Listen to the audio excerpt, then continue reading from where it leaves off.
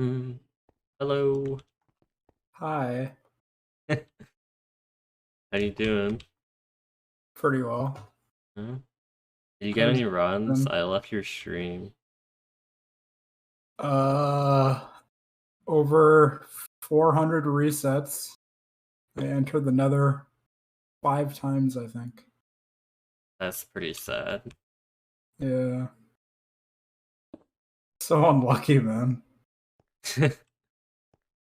Yeah, Actually, unluckier than Marco. that's true.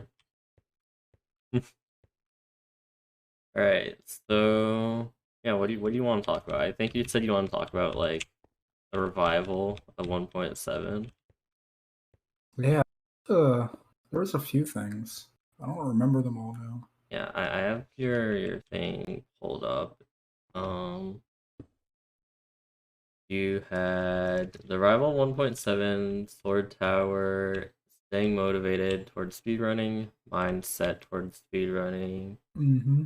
and setting and accomplishing goals. Yeah, I guess we'll So, yeah, what do you want to start start with? with the revival of 1.7. Alright. So, yeah, after Illumina got his record, the category just kind of It died was down, super right? dead, yeah. Yeah. Like after Illumina, there was a brief stretch where Mathox was grinding Oh, because really? Mathox wanted a sub 30, I think. Oh, Or no, Mathox had a 28xx. He was going for like a top 3 time, that's fair. which meant sub Taro. Um, After right when I started is when Mathox was doing that, and not long after that, he got a 2620, and that he was done with the category. Oh. And this was Well, like June of last year, I think. okay. Yeah. And at that time, it was just me, Thomas, and Mathox. So after Mathox Wow. left, we were pretty devastated. Yeah. Yeah. So then Thomas found one of my runs on SRC because he was just scrolling through the leaderboard, seeing which runs were recent. Only found my Uh, channel, that's and then funny. yeah, we got in touch. Wow, that's so there's literally just like the two of you and no one else. Yeah, we were so unknown too. Yeah. Like we were just Andes. I think our PBs were both barely sub 40 at the time we met. Yeah. And then, yeah, I talked to Thomas quite a bit because he was the only other 1.7 runner. We hung out in Java Core General a lot. He asked me to be in one of his videos he was making, like comparing 1.7 to 1.14, but he didn't end up putting my part in because I pretty much just repeated everything he said. That's funny. Yeah. And it got to a point where me and Thomas were just both grinding for sub 30s. You know, we like Yeah. he started going for his first day nethers before me. Before that, I got top 10 before him. I think he got sub 40 first. And So it top was 10 like was back and like a forth. lot worse than it is Yeah, now, right? top 10 was like sub 35. Wow. Yeah. So I always try to like I always flex on people by saying I've been top 10 since last year. That's funny. But how big of a flex is that really? Hey Doug. Hey Doug. We got it, says Doug. You should have just said hi back as if I was talking to you. Yeah, so Thomas got a 3021, and then a few weeks later I got a 3019, barely beating his time. Wow. Yeah. And we both kind of just took a break from 1.7. For him, that was his last PB for a long time. So he got a sub 30 like I want to say like 2 months ago. Yeah, I remember that. Yeah, but because of school and stuff, he had to completely That's stop. fair. So then it was just me and Sharpie for a while. Sharpie started around the time Thomas stopped, I think. Huh.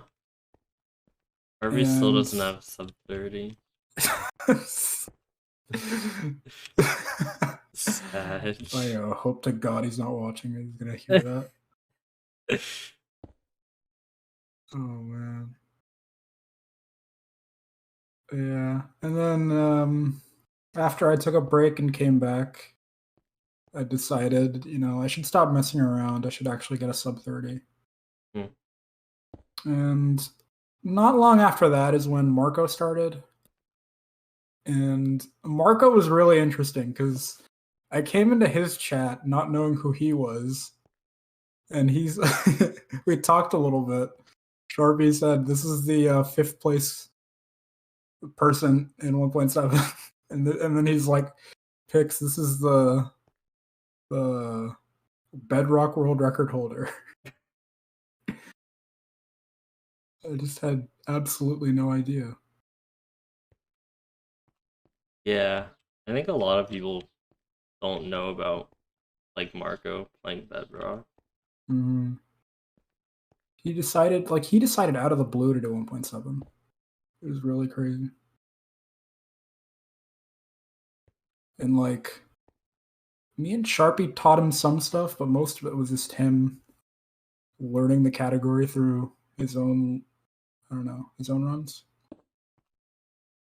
I mean, like the resources compared to now are Yeah. probably way worse. There was the 1.7 tutorial, Yeah. and that was it. Wow. And that's a little outdated now. That's Yeah, it very doesn't even have outdated. tower. Even like other stuff, like the way of killing blazes, triangulation is different now. Nothing about F3, nothing about coordinates, obviously. Yeah. Yeah. Marco struggled for a sub 40 for the longest time. Really? Yeah. And then when he finally got one, he just started cranking out PVs every few days. The rate that Marco improved at was like, I'd never seen that before in speedrunning. But it was really nice to see somebody else be able to improve that fast, because then I realized that I was just making excuses this whole time. Marco was getting on world record paces in like September or something crazy. So Back then, world record was 23:51, so it wasn't that crazy, but to us at the time, like, yeah, it was really crazy because Illumina was still, at least to us, Illumina was still like 2 or 3 levels above us. yeah, I mean like ledgeless sword tower, like crazy time. Yeah. Marco used to choke a lot of world records. He used to, before there was a Discord, he used to message me about his runs that he lost. That's funny. That's such a Marco thing to do. Mm. And then Marco finally, he was grinding out first day nethers really early on. After he got sub 40, I think he was exclusively doing first day nethers, which you should be doing. Yeah. Some people stop at sub 35 first, but he just went straight to going for world record / sub 30. Yeah, that's fair. Yeah, and then he got a pretty decent PB of 30.06, I think. 30XX. And then I got my sub 30, which was like legendary at the time. Yeah. And then it's like barely anyone at a sub 30, right? Yeah. Mm-hmm. And this was after me and Sharpie and Marco made a Discord. Yeah. For the pre 1.9 people. At the beginning, we didn't think it would be a big thing. We just thought it would be like a distraction. Mm-hmm. Like Sharpie said, we shouldn't talk that much here. This is just for news and. Oh, I remember that. Yeah, I saw that message. And slowly but surely, we didn't think anybody would be interested because 1.16 just came out, And Yeah. before that, nobody was interested. Everybody was into 1.14. Mm-hmm. The Discord started, and at that time, like anybody running 1.7 and streaming it, like we were all there watching in chat, just because it was so rare that this happened. Yeah. The Discord happened. We got Falco, Marco, Sharpie, False, a few other people. Getting False was pretty big because I think False told a lot of people about the Discord. And same with Marco.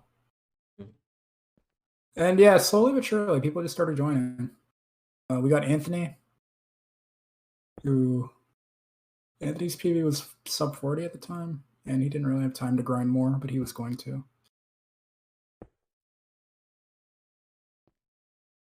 And it's the next like major event that happened. Let me think. When did C School join in? C School joined not long after. We got a few people in. I remember getting Dice was really big because Dice was like one of the last Japanese runners who still played. Dice and Pinkham, and Falco handled all the correspondence between the Japanese community and our community. Huh. Does Falco know Japanese? No. I see. He's just good with Google Translate. That's funny. Yeah. And Dice actually is the reason we have all portals, because Dice joined my chat one day. He said, "Have you ever ran all portals before?" I said, "No, what's that?" And he said, "You have to activate all 3 end portals without killing the dragon, without entering the end. Yeah. And without using F3. And then you go in and kill the dragon." So then I thought, that sounds pretty interesting. Let me try it. And after I did a few runs and Max did a few runs, Falco got it made into a category. A real Falco W moment. Didn't you have record in that? Yeah, but like, how much does it really count? I think Dice told me Taro's PB or world record, whatever you want to call it, was 1 hour and 48 minutes. So I was always trying to beat that. And the way I thought to beat it was to use looting, because Taro just did 1.7 hunting strats, but you need to get really lucky. Yeah. So I tried it with looting, but that was kind of bad because you don't get your looting sword until like 40 minutes. Raw. And then we found out about Hardcore Tower. I also tried trading at some point, but trading was also pretty bad. Yeah. That's how all portals became a thing. And we soon got more and more people to start joining. I remember Blue joined, Blue Crystal. C-Skull joined not long after we made the Discord. C-Skull and Marco and a few other people started racing for getting world record. Yeah. And that was, for a while, that was all the hype we needed, right? Like, there's C-Skull and a few new people grinding for world record again. We're going to get it. But that didn't really happen for a while. And the other major big thing that happened after that was the 1.7 tournament, which at first we thought it was just going to be us, like just the smaller people who ran 1.7. And then we got Illumina, we got Mathox, Doug, who was at the time an unknown, but he went on to thrash everybody. Dude, I remember like joining Doug's chat like a couple days before his first match, and he was like, "Oh yeah," he was telling his friends, and he was like, "Oh yeah, I'm probably not gonna win. Maybe just like win a match or two." It feels snowy, man. I don't even remember how I found Doug, but I don't know. I started following Doug or his run through the tourney when he beat Mathox. I'm like, okay, surely that was a fluke. And then he beat Thomas. I mean, Thomas was kind of out of form. Shouldn't hold that match against Thomas where he tried bridging with sand. And then Doug beat Marco, and he beat Illumina. And it was just insane watching this man with a neutral faced pigskin just absolutely destroy everybody without even losing a set. I'm still so confused how I don't know. Doug's OP. Yeah. Of the other people that joined, it was Mathox, Funder, Illumina, M Sushi, Dice Pinkham, and me, Marco, and Max. And Anthony. Yeah, at the time, that was the entire 1.7 community. Pooty was there as well. Oh yeah. Doug, Thomas, Sizzler. Sizzler just joined as a meme. That was His funny. PB was still like 46 Yeah. minutes. Yeah. That was Oh, the yeah, first time. Curryway. Oh yeah, Curryway was in there too. That was the first time in a long time that we'd played 1.7 in front of that big of like a Twitch audience.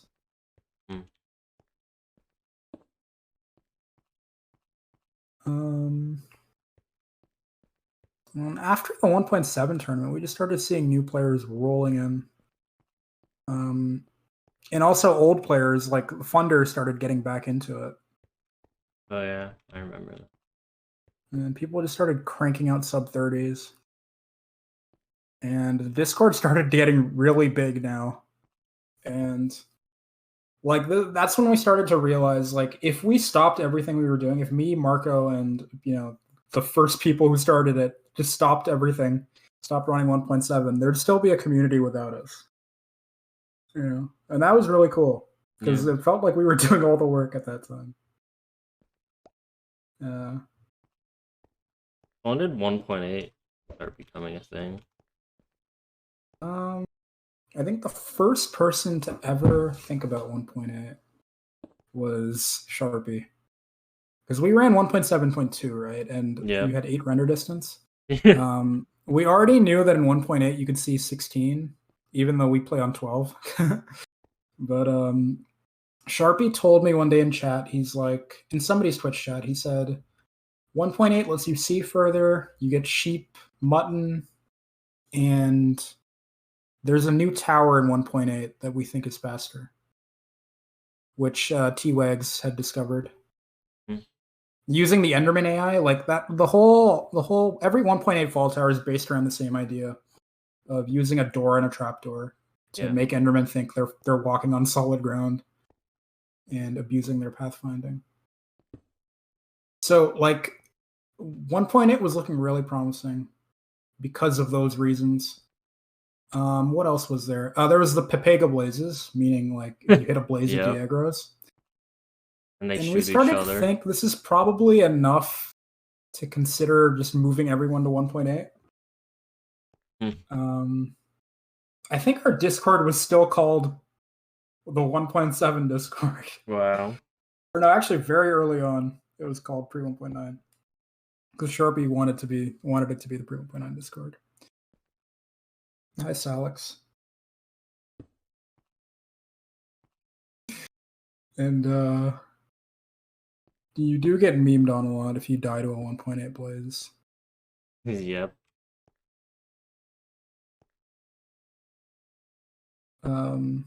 So after that, that's when SAR got made, and it was just Toby, me, Silver, and Sharpie, T-Wags, and that was it at the time. And like I was only there to help optimize 1.8, so we started doing runs. Toby had a bunch of new things that he wanted to try, but I think we rushed it a little bit. Like we tried doing all these new strats at once. We got nothing for it. And we also weren't resetting properly because they told us you can do plains towers now, but we weren't resetting for lava or sheep or anything. Yeah. We were just playing every plains biome. And so it took us a while to figure out that you should reset for good overworlds. Forehead. And then it took Silver a while as well. The tower at the time was really bad because it was the platform where you aggroed Enderman from was a little high up, and if it's high enough, then you just can't aggro Enderman that are too far below you. Huh. So that was a problem. The first good 1.8 run was Silver's 2614, I think it was. And this was when we realized like 1.8 isn't going to be that different from 1.7. It's going to be mostly the same strats, just a different tower, and we can play plains biomes. But you need a reset for lava and shape, and we worked with that for a little while, and the progress was really slow. There was another strat called dig down, which people still don't really do, but it's really OP. Is that you spawn in a world and you dig your tower hole as the first thing that you do. Yeah, I watched and then you do that today. Yeah. Doesn't always work out, but the idea is you get your iron from the tower hole, elevate it out, and then you continue as a normal overworld. Yeah. And then when you come back from the nether, your tower hole is already dug, so all you need to do is build the actual tower. Yeah. So it's like a minute 30 build time. We were also forcing dig downs a lot, even if we had caves back then. So yeah, you can't really blame me for deciding 1.8 was boring and going back to 1.7 Yeah. to Fair. get my sub 30. Because people were cranking out times now. This was after Ledge was discovered. When Ledge came out, it was like you basically get double the amount of pearls that you got before from Yep. Tower. So getting like sub 25s now was completely free. We didn't know it was free yet. We thought it was still pretty impossible. But Max proved to us with a pretty like average luck run, ended up being a 24-30, I think, that Ledge is OP. And like this was, since I'd started, this was the first major development in 1.7. Right? Like it was the first major new strat. Of course, after this there was 1.8, and Chat's saying that Max's sub 25 is ledgeless. oh, was it? Oh, okay. Well, people got good Ledge runs. Okay, not long after Ledge came out. Oh man, Ledge changed my life. And even Sea Skull started doing Ledge, but we didn't know he was doing. Well, we knew he was doing it, but we didn't know what kind of tower he was doing this Yeah, whole time. he because Sea said Skull he never told us what he'd been doing this whole time. didn't he like pretend to leak the tower, but it was actually like just like a random sword tower. There was a co-op that we did with him, and Sea Skull was gonna build the tower for us because we know, Sea Skull's really good at building towers, guys. Sea Skull was gonna go build the tower for us. He actually messed it up on purpose because he didn't want us to know what tower he was doing. So funny. Ruined our co-op just to preserve his new strats. That's funny. Yeah. When did Sea Skull hit world record? It was a few days after the 1-year anniversary. Yeah, it was. Dream Tower. Yeah, Sea Skull, it was so random because we'd all been trying to beat the world record for so long. Marco had been on pace so many times. I had lost pace a lot of times. Yeah, we'd all been really close to world record, but just nobody could break it, you know? And then Sea Skull came out one day with his 2304. And we were definitely feeling a little snowy on that day. I remember that day. Everyone was freaking out. There was like a huge VC. Yeah. We were all just having a huge like watch party for it. Yeah. I wasn't there, but I watched it later on stream. And that was the first time we saw like how good fall towers actually are. Of course, this was after Toby and Sharpie had been saying this for months, and Sharpie had been doing fall towers as well. But this is when people were, well, I wouldn't say people were convinced yet. Marco and Max took a long time to be convinced. Oh yeah. Yeah. Then I think C-Skull got 2 world records in a row. That's with Chaos funny. Tower, pretty much shocking the world at I how remember good that. fall towers were. He was just like, yeah, let's do some relay practice, and then he just casually breaks the record. Yeah. And then Silver one day, just randomly, got the world record in 1.8. 22:44. I think retimed, yeah, it was 22:42 according to the in-game time, and then Oh yeah, retimed to there were like a ton of 22:44. pauses, so it was yikes. Yeah. And that's the first time I saw the potential of 1.8, because they had been developing it all these months without me after I went back to 1.7.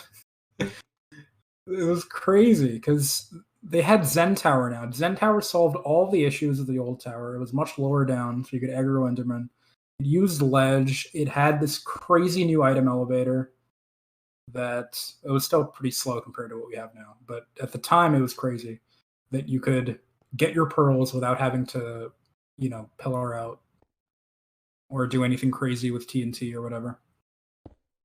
And what else? There was a lot of new tech in Zen Tower. There was the lava. You would basically die right when the last Enderman hit the ground, and that was really Yeah, efficient. And I think that's the edge Zen Tower still has over DMT, is that you can die right as that last Enderman dies. it's fair. People will disagree though. Yeah. And the last thing we had in 1.8 was the pause abuse, which hadn't been used before, but Silver demonstrated how OP pausing was. Pausing is still like And technically faster than not pausing, right? yeah, even in RTA, it's faster. Yeah, okay. Not by much, I don't think, but it's enough to matter. Then this is when people started having conversations about whether pausing should be banned. I know Marco was pretty livid about this. He's like, "It's not my world record." And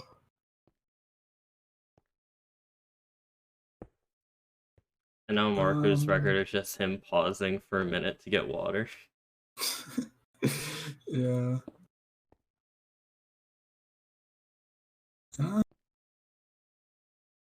Pretty much like how 1.7 was revived. If you want, we can keep talking about like everything up to today. We could talk about your world record as well. Sure. Can you tell the story about when you wanted more and lost everything? Okay. Such a random run. Oh yeah, talk about that run. I wasn't there for that. If you want to talk about your world record, we can do that too. You can go first. Okay. So what era was this? This was after Ledge. We were still doing sword towers. Yep. C-Skull. This was after C-Skull's 2304, but before the 2248. So I rolled an absolute god seed in 1.7. It was just a normal day. It was like my first day back to 1.7. If it was my second day back and I rolled this seed, I'd be telling a different story right now. But I left another 7:30, and I finished my tower at 11 exactly. And yeah, I started killing Enderman, only to notice the first 12 of them that I killed dropped pearls. So dumb. By 13:30. And I remember saying to Sharpie, well, that's 12 out of 12. I should leave now, right? But it's 13:30. Leaving tower at 13:30 feels so wrong. So Sure. I got my pearls. And I really should have slept, but I should have 2 RD'd or slept. One or the other would have saved it. But this was before we did render distance manipulation. Yeah. And I decided, if I don't sleep, I might get more Enderman along the way. Because I got 7 rods. I want to use 7 rods, Oh no. There were so many things that could have happened differently. I could have gotten 6 rods and the run would have been saved because I wouldn't have wanted more. True. But yeah, famously, I tried killing another Enderman on the way to the stronghold. I got ambushed by a baby zombie. He got the better of me, and some of my items went into a cactus. The pearls survived. Yikes. I managed to respawn, get my stuff back. At 16 minutes, I was triangulating again. That's still like very good pace. Yeah, this was easily world record pace. But only when I got to the stronghold and the nerves were like really, really bad. Like I was just messing up everything by that point because the nerves were getting to me. When I got into the portal room, that's when I realized my flint went into the cactus. So I had to enter arrowless. And I even had feathers, so it was really bad. It was it could have been sub 20. I don't think it could have been any better than that. It could have been barely sub 20 with the stronghold's distance. But yeah. I was really upset about that for a long time. The fact that I wanted more and lost everything. By the way, that copy pasta came from VR. Yeah. Who was in my chat. I said, I don't want to leave on 12 because what if one breaks and it's a 0i? And then VR absolutely destroyed me. He came so quick with his comeback. He said, bad strategy, 12 pearls were already there. I wanted more and lost everything. Oh, man. Yeah. I'm not still upset about it. I mean, I've had better runs. Well, not better runs, but I've gotten PBs, which I feel like I deserved more. If I got the sub 20 playing that badly, I wouldn't have been hyped about it.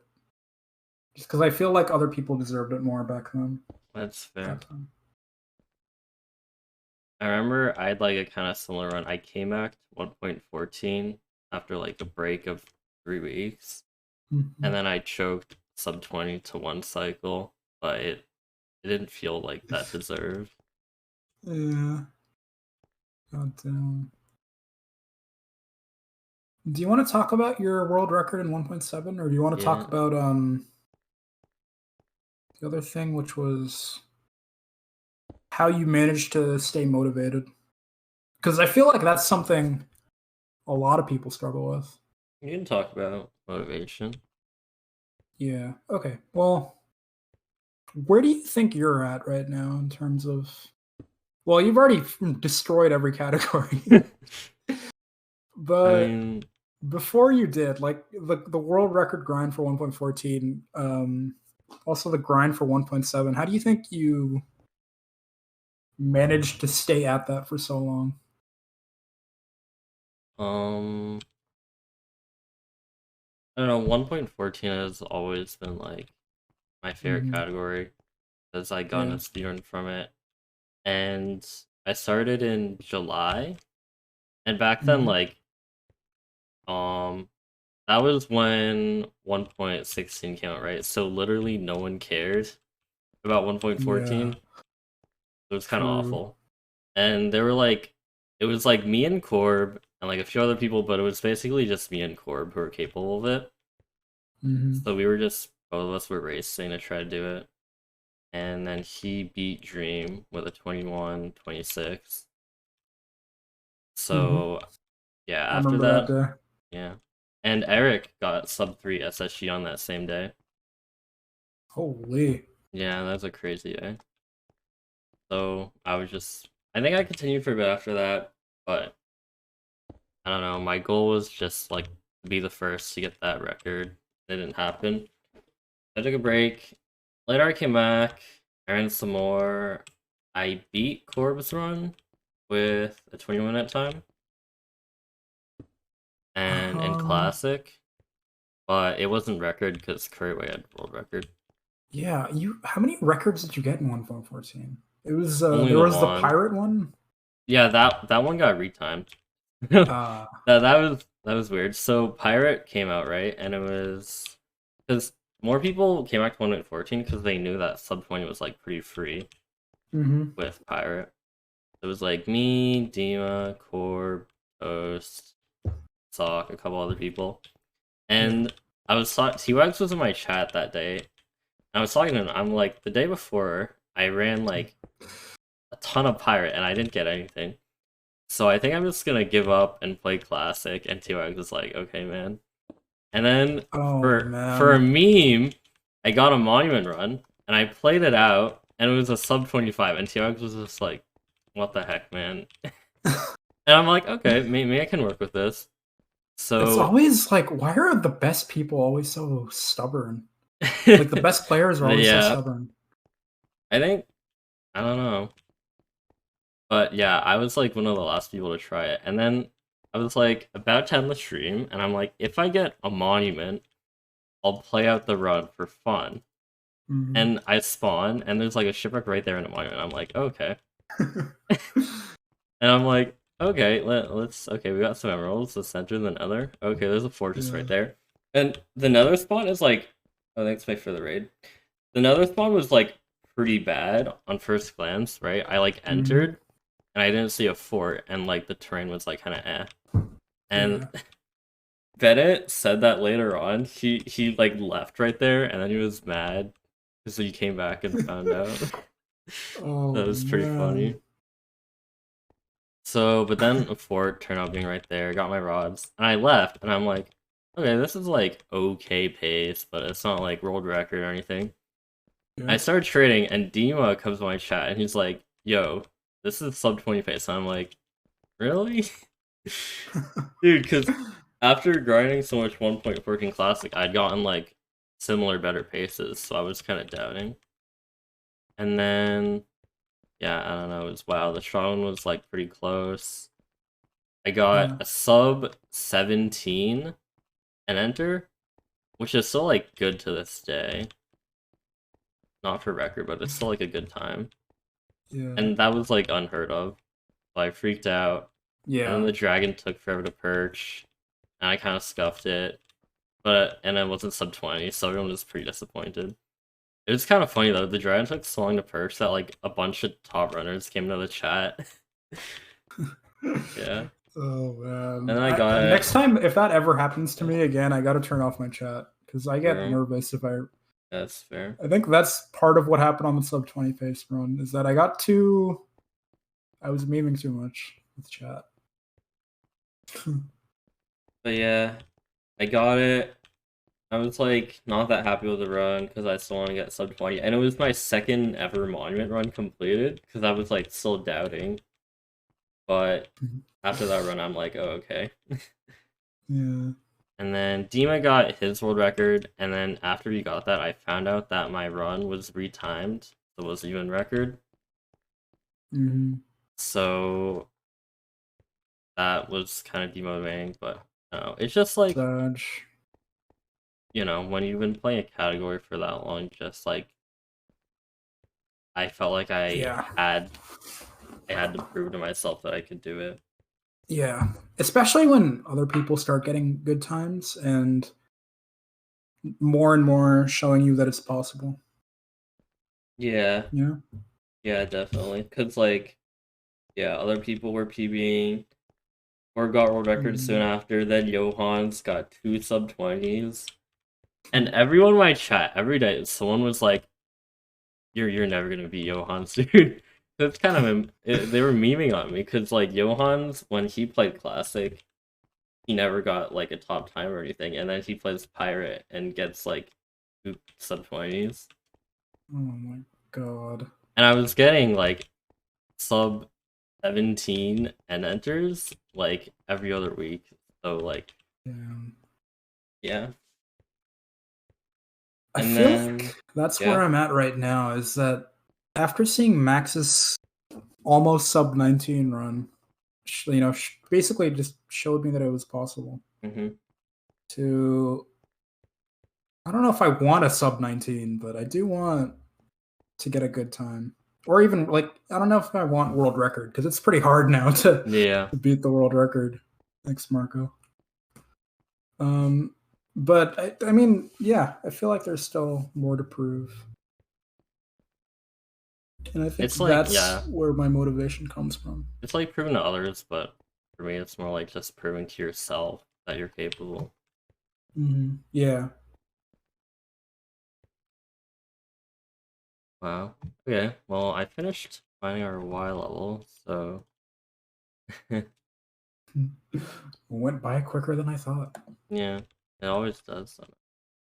Yeah, do you wanna plug your channel or anything? Yeah. Twitch.tv/Pixfumy. Yeah, go follow Pix. Go watch him PB in 1.8. Yes. I'm running 1.8 still, trying to get a good time.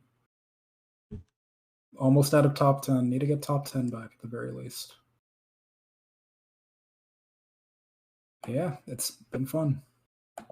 Yeah, thanks. Yeah.